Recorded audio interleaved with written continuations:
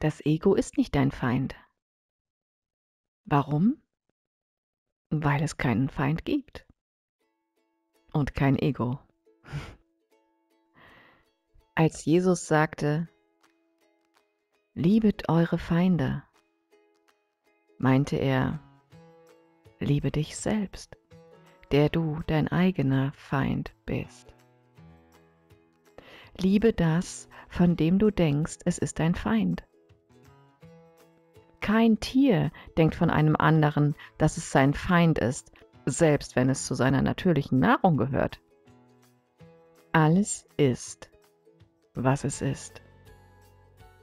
Ein Feind ist ein Bild. Ein Feindbild. Dieses Bild hast du selbst gemacht, genauso wie das Bild, das Konzept von Schuld. Das Ego ist nicht dein Feind, weil es aus deinem eigenen Geist stammt und dein Geist untrennbar ist von Gottes Geist. Es ist nur ein Konzept in deinem Geist. Es ist nur ein Bild. Es ist eine Idee, der du folgst. Lange Zeit sind wir ihm unbewusst gefolgt.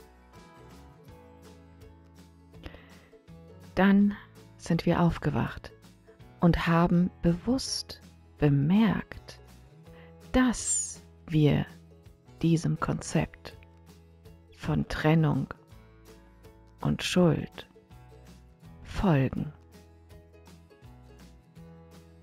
Und damit ist das Ende des Ego, das Ende dieses Konzepts in greifbare Nähe gerückt. Wir bemerken einfach immer öfter und deutlicher, dass wir ihm folgen.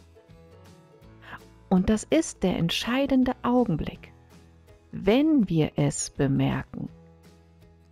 Was wählen wir als nächsten Gedanken? Den Gedanken der Schuld? Das Konzept der Schuld? Oder schlicht die Liebe, die Entspannung, das Akzeptieren, das Aufmachen, das Erinnern an unser Immer-noch-Sein in Gott. Unser Verbundensein in und mit Gott, selbst während wir Milliarden von trennungs- und schuldbasierten Gedanken und Konzepten folgen. In keinem Augenblick ist irgendetwas anderes je gewesen als die Ewigkeit Gottes in dir. In keinem Augenblick kannst du verlassen sein. Denn eines weißt du ganz sicher immer, wenn du fragst: Existiere ich? Existiere ich? Existiere ich? Und wenn du diese Frage mit Ja beantworten kannst, dann nur deshalb, weil du mit Gottes Sein gespeist bist. Du hängst selbst in der Simulation von Getrenntheit von Gott an der Nabelschnur Gottes. Noch einmal, du hängst selbst, während du die Simulation von Getrenntheit von Gott erfährst, an der Nabelschnur Gottes. Währenddessen. Es geht nicht anders.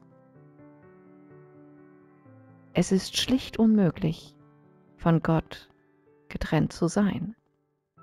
Gott ist untrennbar von dir. Und deshalb gibt es weit und breit keine Feinde.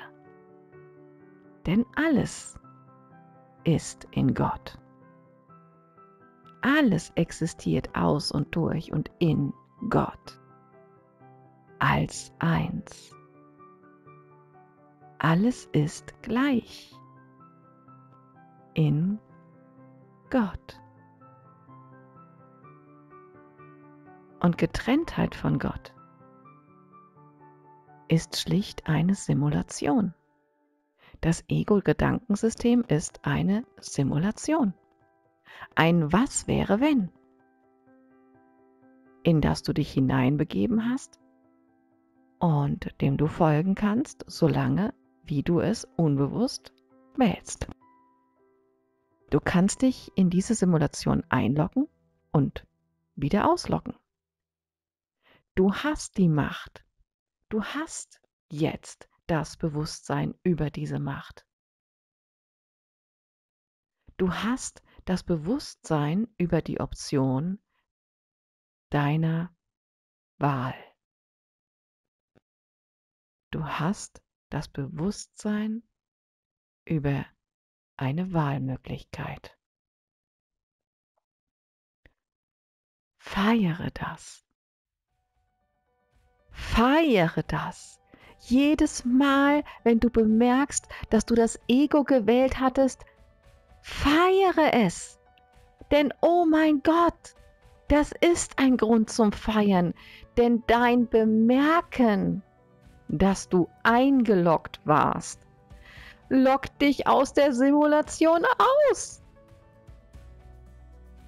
Und dann bleib draußen, indem du es feierst. Und locke dich nicht wieder ein, indem du dich schuldig fühlst. Juhu! Ich feiere dich in deiner Macht und in deiner Größe. Wähle Akzeptanz statt Kampf. Wähle Entspannung statt Kontraktion. Wähle Liebe. Lieben.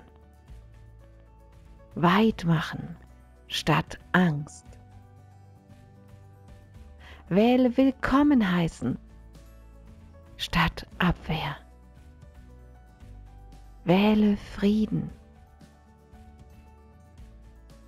und sei frei von einem Bild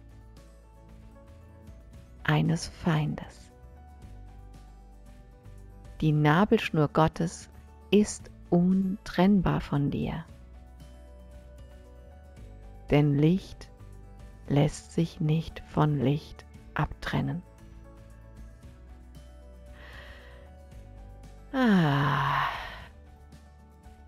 Du bist gesegnet. Teile deinen Segen und sei in der Simulation, aber nicht von ihr. Verfolge sie, indem du ausgeloggt bleibst. Schau auf sie drauf, im ausgeloggten Zustand.